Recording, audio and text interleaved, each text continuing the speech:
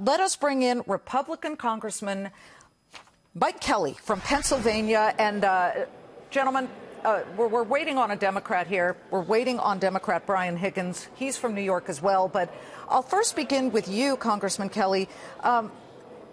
It's all very nice to come up with these ideas, and it's put there. But from the start, the Democrats had said the red line they would not cross would be tax cuts on the extremely wealthy.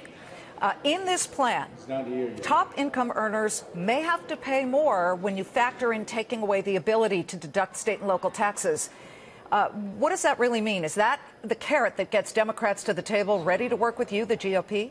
You know, I think we're going to find out real quick what brings them to the table. But again, this is what I would expect to have happen at the launch of any program. I don't care what it is that we're talking about legislation. It's always going to kind of polarize at the beginning. But then you say, no, wait a minute. At the end of the day, after all the smoke is cleared, what are we trying to do?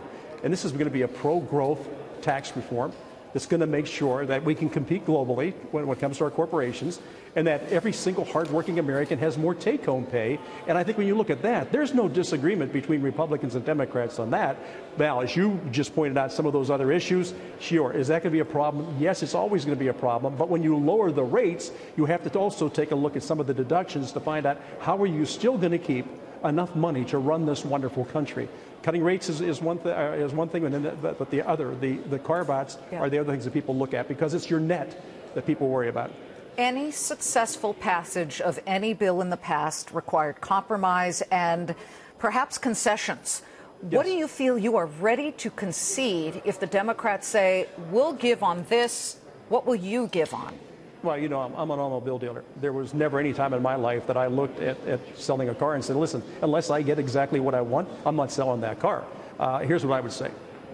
We're trying to get to a tax code that people can look at that's simpler, fair, puts more money in paychecks, makes us more competitive. Now, what are we willing to give on? I don't know, because it's so hypothetical. What are Democrats going to ask for? What are we willing to work for? We know it's going to be bipartisan.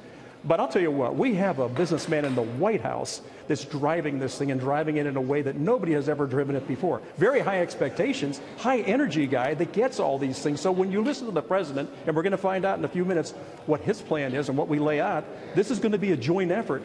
And I think that's what the American people expect. If it's all Republican or all Democrat or us not able to get along, that's the worst thing that can happen right now.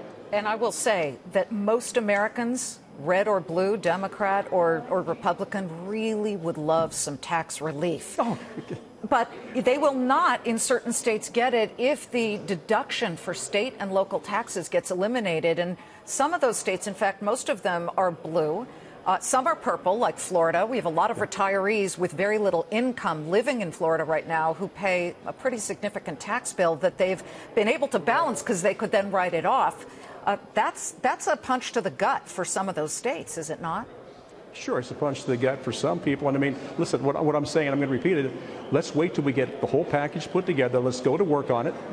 Both sides of the aisle, working on it and doing what's right for the American people. I think sometimes we get too wrapped around the axle early on, saying, I just can't possibly go along with that because of this. And say, wait a minute, what if we can soften that blow? What if we can make it more sensible to you? What if we can get it to a point where it doesn't have that punch in the gut feeling for a lot of folks? And I think that's what we do, and that's how we have to work together as a Congress. It's just that simple.